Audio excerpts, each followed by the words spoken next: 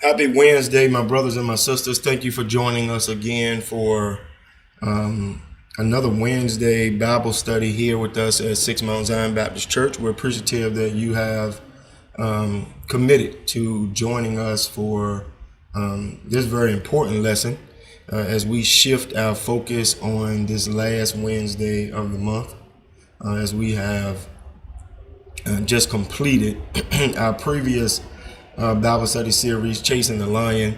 We're shifting now. We're using Priscilla Shira's Bible study entitled Elijah, Faith and Fire. And I believe that there's some very essential and important things that we're going to share here. So why don't you now, if you don't mind, help us by becoming evangelists and share the word. And we're on YouTube. SMZBC worships. There are those persons who are listening online, 203-9011.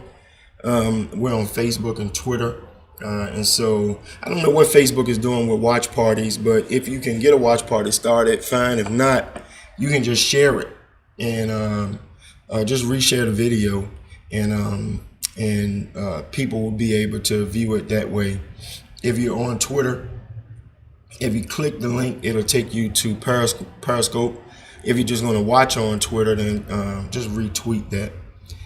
We're also on our church's website, smzbc.org, as well. And you can always get this by logging on to your Apple or Android phones if you have our app downloaded, Six Mount Zion Baptist Church, Richmond. So we are glad that you are with us. I know last week we lost a few of you because it was inauguration Wednesday, and we are thankful and excited, hopeful about the future direction of our country. And so if you missed last week's Bible study, which a lot of our regular people did, then you can just go back and check it out. All right. We're going to do an intro Bible study for this week. I want you to keep this scripture in mind as we begin this study, and we may come back to it later. 1 Peter 5th chapter, verse 10. You see it right there on the screen. It's a New International Version. And the God of all grace, who called you to his eternal glory in Christ, after you have suffered a little while, will himself restore you and make you strong, firm, and steadfast. Priscilla Shira starts this Bible study by talking about a ballerina. Now, what words come to your mind when you see a ballerina? You can type the answers in the chat as I'm sharing. What words come to mind when you see a ballerina? When you see a ballerina, and go ahead and use the chat context. And whether it's YouTube or Facebook, Twitter, whatever, wherever you're watching, even on our website, you can type answers into the chat. If you're logging in Periscope, you can do the same. So go ahead and type in and answer. What words come to mind when you see a ballerina? Shara actually says, graceful dancer, somebody who's fit. You may think of the Nutcracker, some type of piece where you see a presentation that is fully displayed by dancers. All right, you think of dancers that you've seen on screen or plays that have a lot of dancing. You may even think about dancers in your church, the praise dancers. But she starts the first lesson off with this story, and I'm gonna share. She says, I was scrolling Instagram, my Instagram feed one day, when a particular image snagged my attention. It startled me, she said. Sort of grossed me out, to tell the truth. You know how you can see something that's a little disturbing to you, a little provocative, and even though you really want to turn away, you somehow can't seem to stop looking. It was kind of like that. Half of the image showed a beautifully poised, and I'm still sharing the story that she shared, perfectly arched ballerina's foot, smooth, elegant, dainty. Her cream colored slipper fit like a satin glove, along with a silk ribbon woven meticulously up her ankle. completing the classic look. It was everything you'd expect from a ballerina, like a piece of fine art. So pretty, precise. But then on the other side, and this other side told a much different story, the real story. Directly next to the dancer's lovely, shapely right foot was her other foot. The bare foot, without its slipper, and the contrast was visibly striking. Whole nails were missing. Several of the knuckles, swollen, red, were bandaged, blistered, bleeding. Fragments of old stained gauze remained stuck to oozing sores. Knobs of comforted, misshapen bones bulged grotesquely beneath the skin. And along with the picture ran the following caption, or words similar to this effect. Hear me today. Everyone wants the glory, but few are willing to pay the price required to get it. Hear that today. And that's something that you probably need to write down as we are thinking through this Bible study. Everyone wants the glory, but few are willing to pay the price.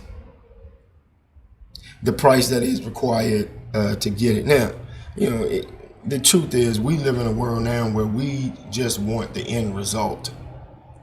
We want the highlight reel. We don't want the practice session. We want to, if you're a sports fan and you're watching basketball, you want the dunks and the 3-pointers. You don't want the methodical play that led up to the exciting moment.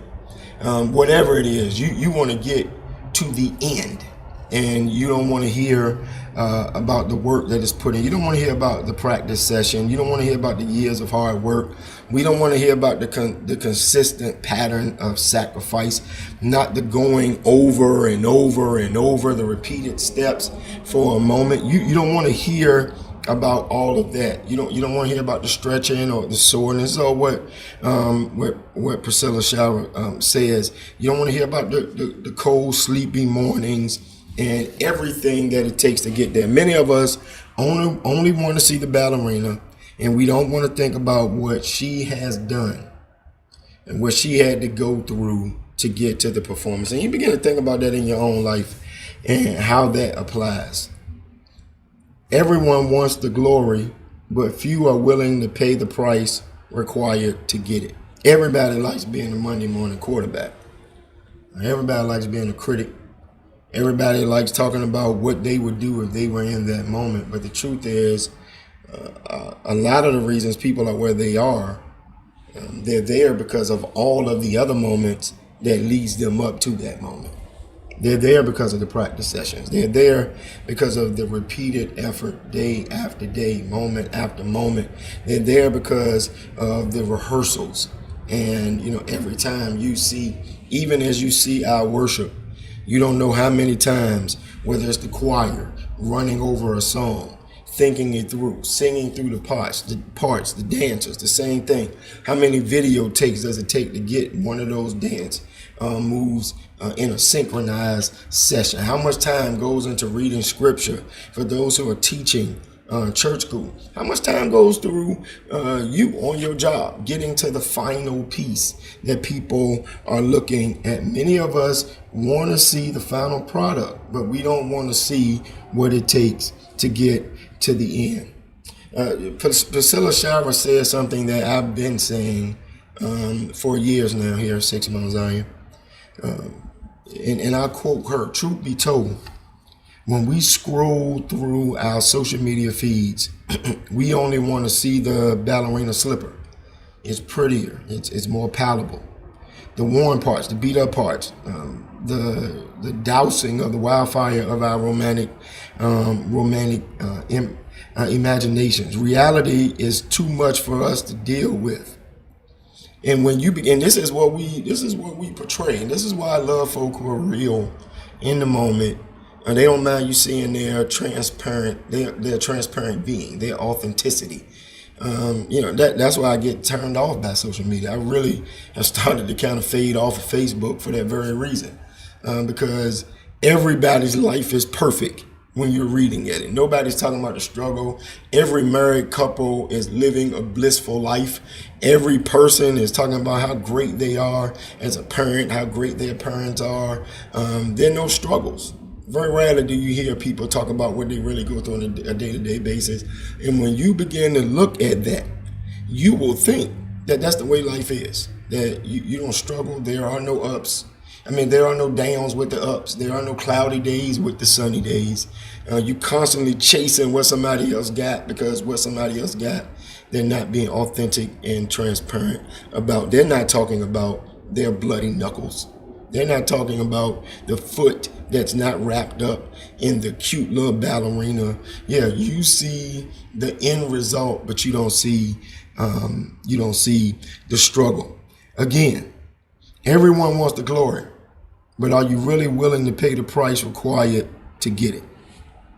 If we're honest with ourselves and with each other, we'd admit that this also is how we tend to read the Bible. And one of the things that we're going to try to do when we look at Elijah, or begin this conversation of dealing with Elijah and also talking about others, is, I want you to begin to kind of wrestle with this. When you think about certain biblical characters, and you see the question there, what highlights immediately come to mind? When you're thinking about Noah, what comes to mind? When you're thinking about Abraham, what comes to mind?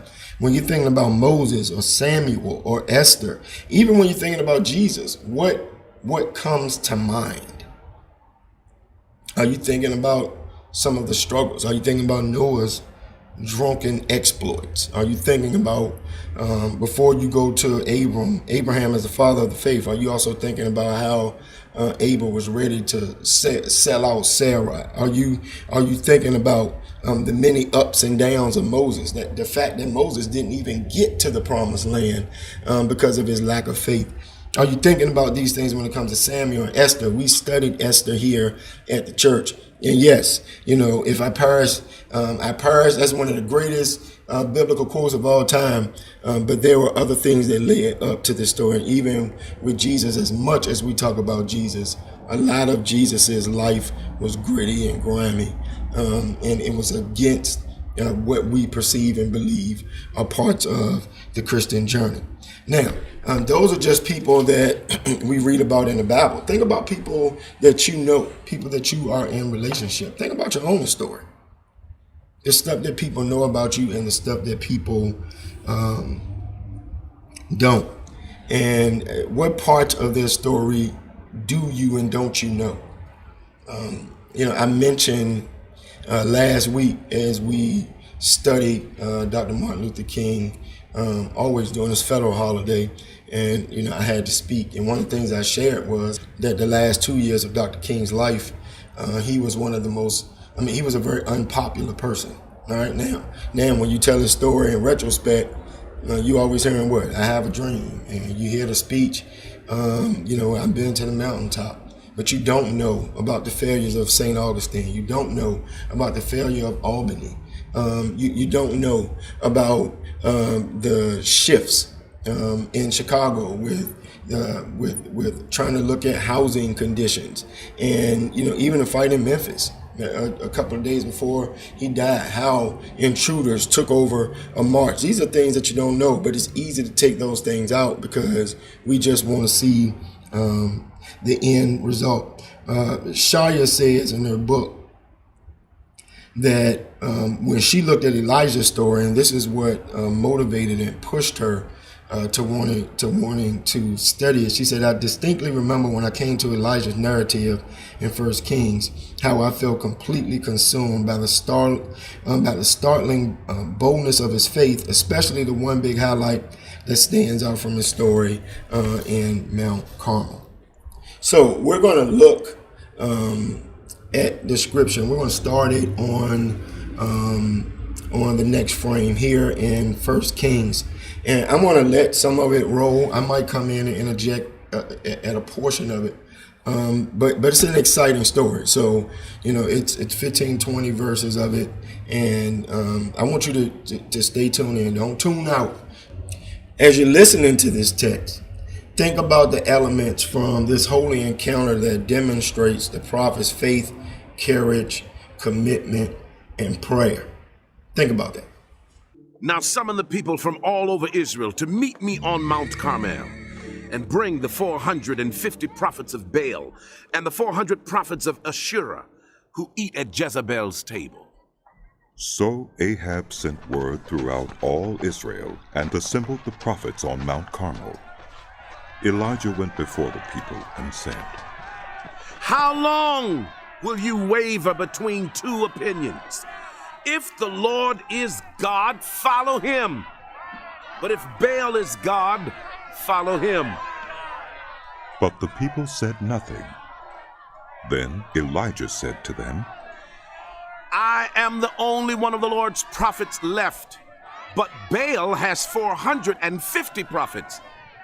Get 2 bulls for us. Let Baal's prophets choose one for themselves, and let them cut it into pieces and put it on the wood, but not set fire to it.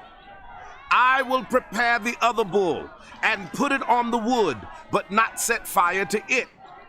Then you call on the name of your God, and I will call on the name of the Lord. The God who answers by fire, he is God. Then all the people said, What you say is good. Elijah said to the prophets of Baal, Choose one of the bulls and prepare it first, since there are so many of you. Call on the name of your God, but do not light the fire. So they took the bull given them and prepared it. Then they called on the name of Baal from morning till noon. Baal, answer us. They shouted, but there was no response. No one answered, and they danced around the altar they had made. At noon, Elijah began to taunt them. Shout louder, He said, surely he is a god. Perhaps he's deep in thought or busy or traveling. Maybe he's sleeping and must be awakened. So they shouted louder and slashed themselves with swords and spears, as was their custom, until their blood flowed. Midday passed, and they continued their frantic prophesying until the time for the evening sacrifice. But there was no response. No one answered. No one paid attention. Then Elijah said to all the people, Come here to me. They came to him, and he repaired the altar of the Lord which had been torn down.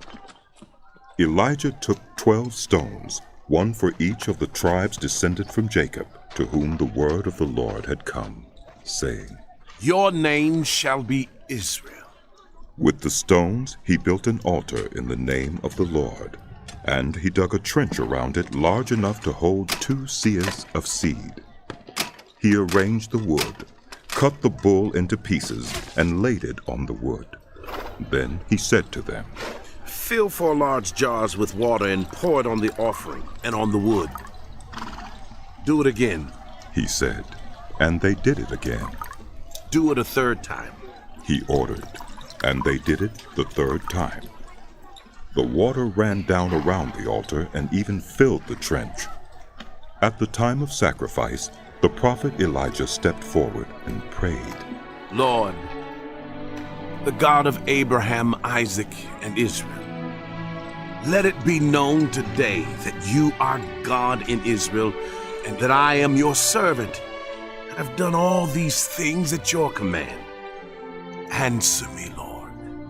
Answer me, so these people will know that you, Lord, are God, and that you are turning their hearts back again. Then the fire of the Lord fell and burned up the sacrifice, the wood, the stones, and the soil, and also licked up the water in the trench.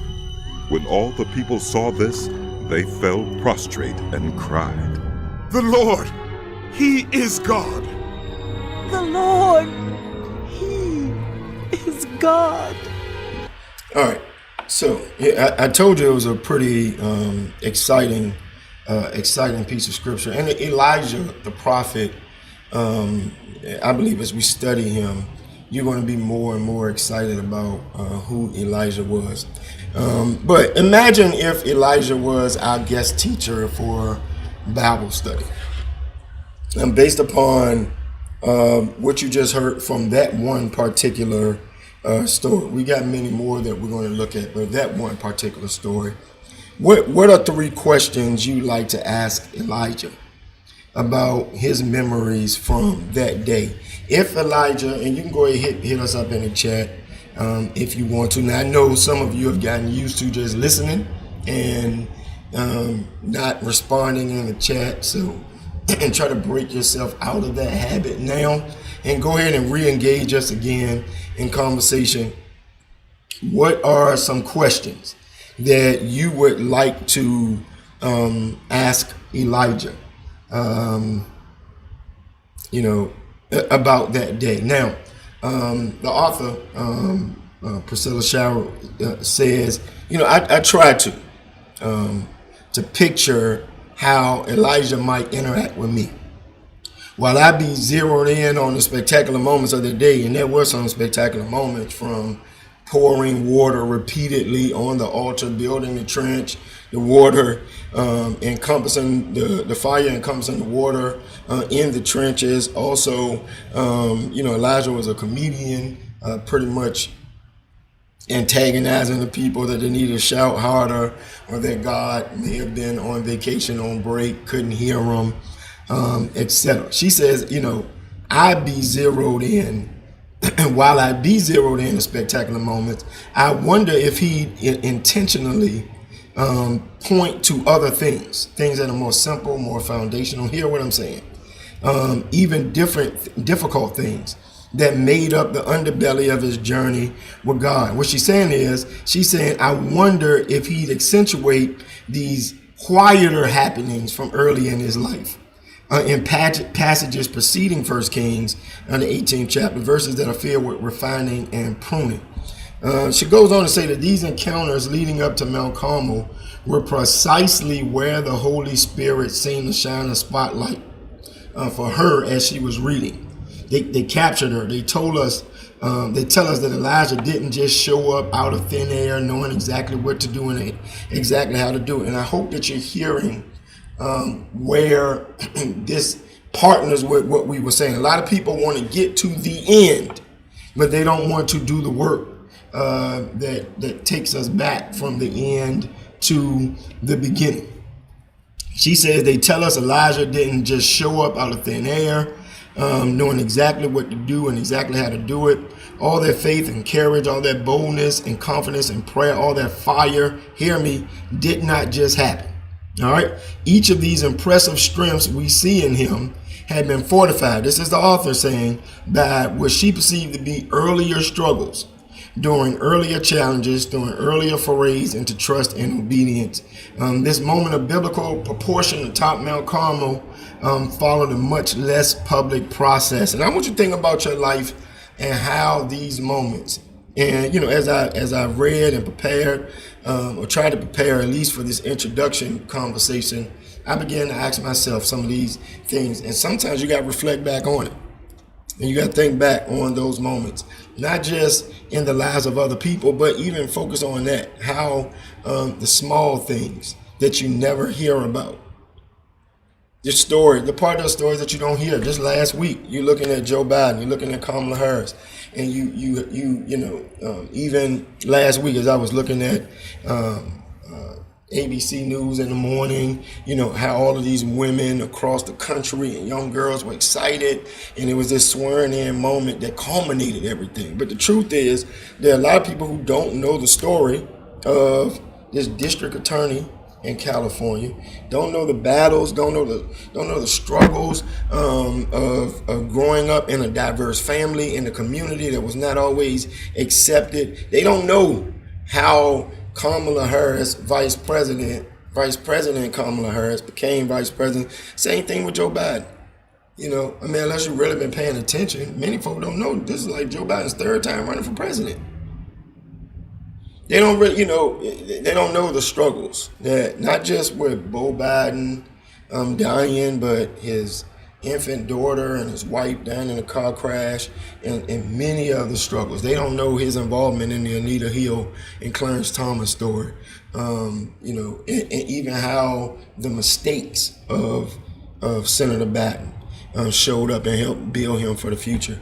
And I'm just talking about two very public figures, but think about the people that you know. Think about your own journey, where you are right now. How many no's did you have to face to get to the yes?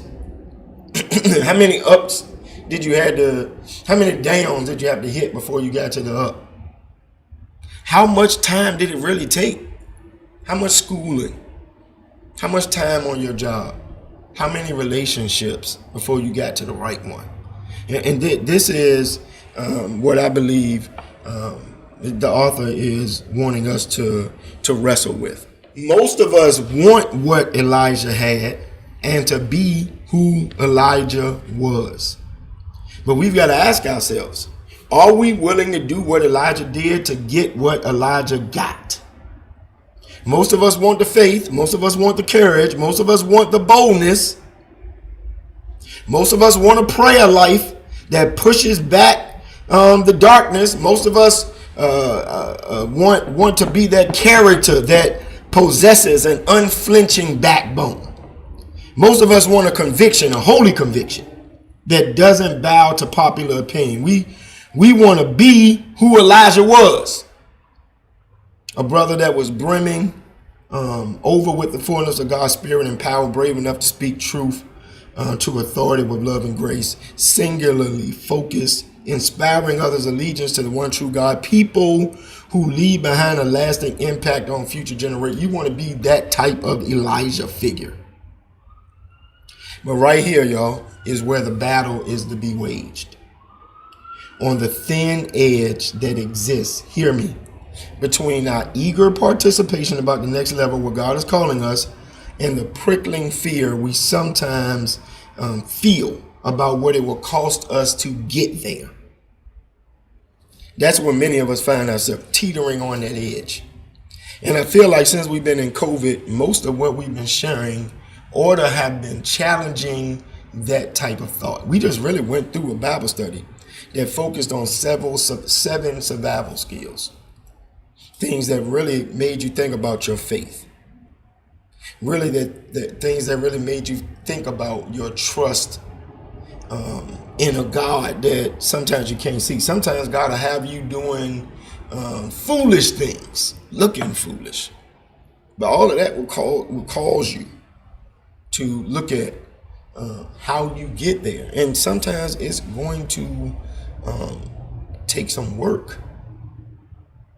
It really is. Like the ballerina's foot. You don't lose nails on your toe without doing something that may cause you some pain. You don't scrape up there are many twists and turns that happen before you hit the perfect one. This is what this thing is about. You can read the Mount Carmel story and be like, man, this whole Elijah's faith was crazy. And it was. But you don't develop that type of crazy faith without some lumps along the way. All right. There's some scriptures that speak to us as it relates to this. And we're going to go ahead and head toward the close. A couple of scriptures. Let's check them out. All these people were still living by faith when they died. They did not receive the things promised. They only saw them and welcomed them from a distance, admitting that they were foreigners and strangers on earth. People who say such things show that they are looking for a country of their own. If they had been thinking of the country they had left, they would have had opportunity to return. Instead, they were longing for a better country, a heavenly one.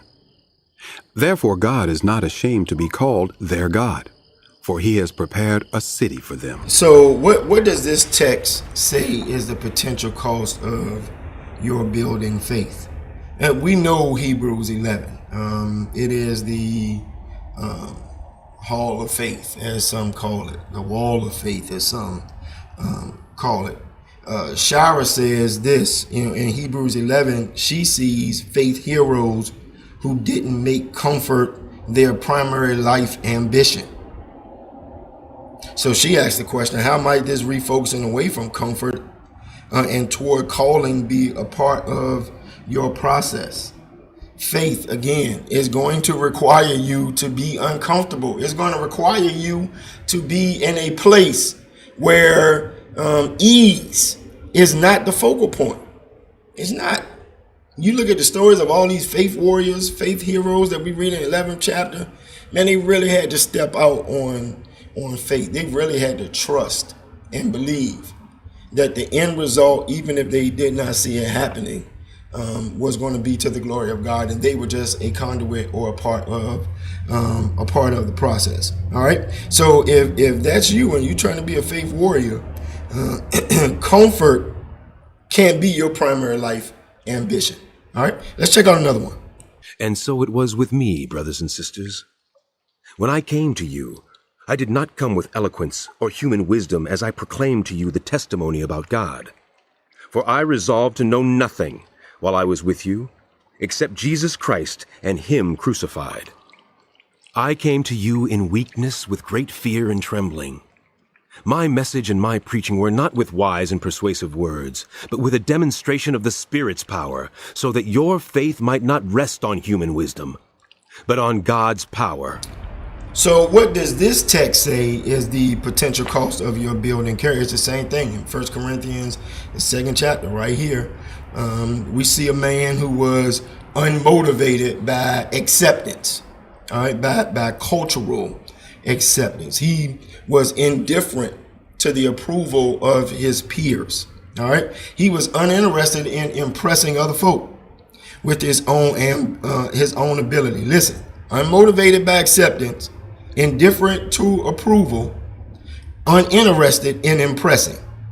All right. So, again, Shira wants us to wrestle with this question. How might being less concerned with public perception be a part of your process? That's just something to think about. You can hit us up in the chat with that answer. How might being less concerned? And for a lot of us, we are motivated by acceptance. We are focused on approval, and we are very interested in impressing others. And impressing man, impressing woman can oftentimes lead you in the opposite direction of your calling. All right, check out another one. But before all this, they will lay hands on you and persecute you.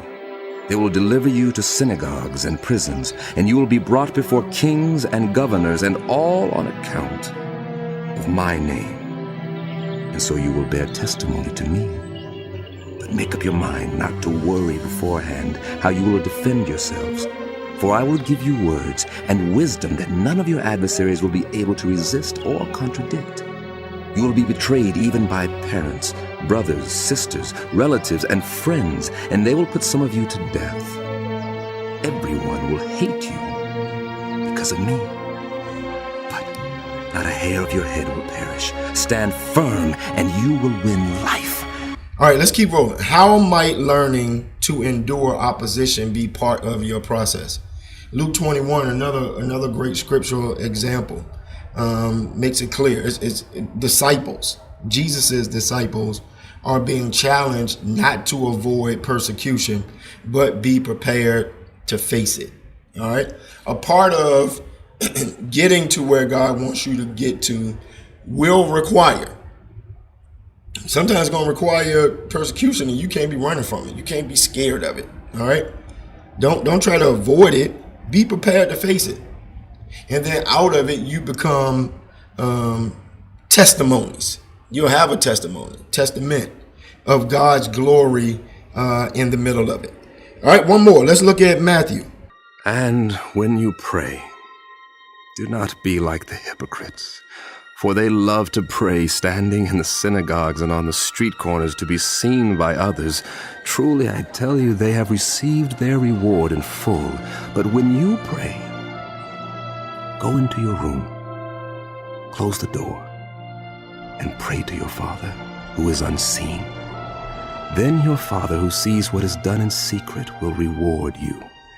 How might developing a deeper purity and fervency in prayer be a part of your process? And we see it here in Matthew the 6th chapter, where crowds of religious people are being instructed by Jesus, listen, to dismantle the veneer of pious tradition, exchanging it for a real, authentic, fervent relationship with God. How then will that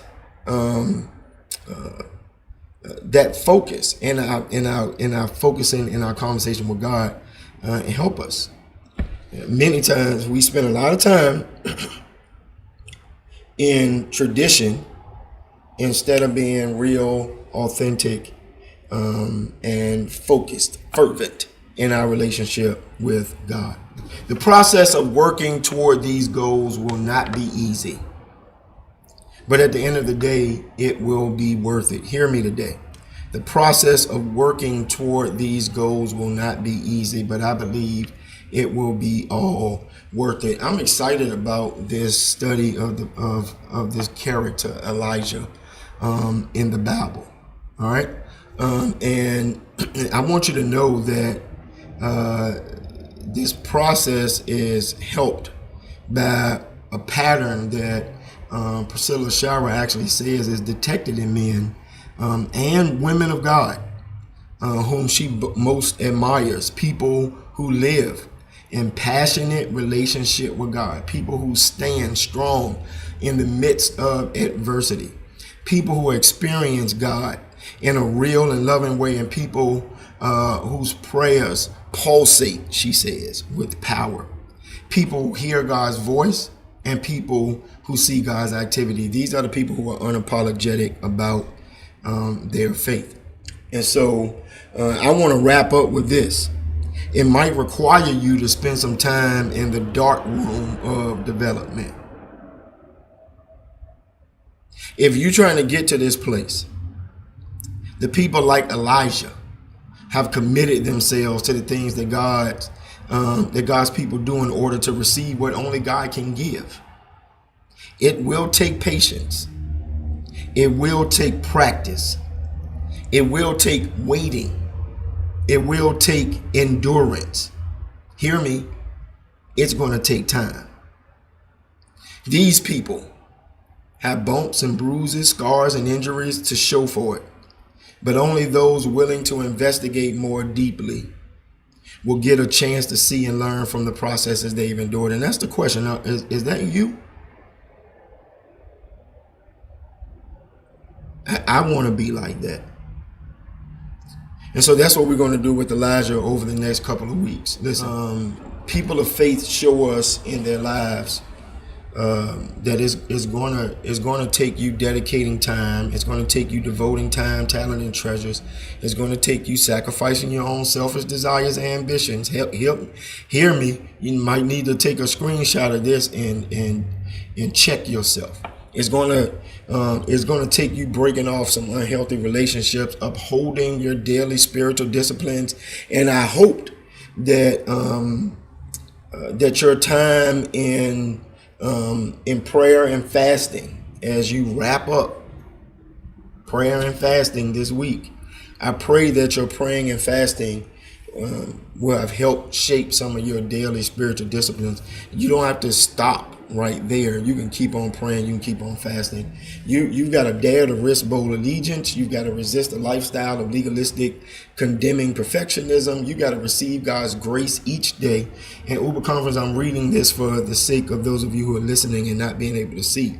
You got to refuse political correctness over righteousness, and you've got to reach out to the weak and the disenfranchised. Finally, you got to believe God for more and pray the bold prayers to prove it. That's our introduction for the day, my brothers and my sisters. I thank you. I'm looking forward to this journey as we look at this biblical giant named Elijah. I pray that today's Bible study will have helped you.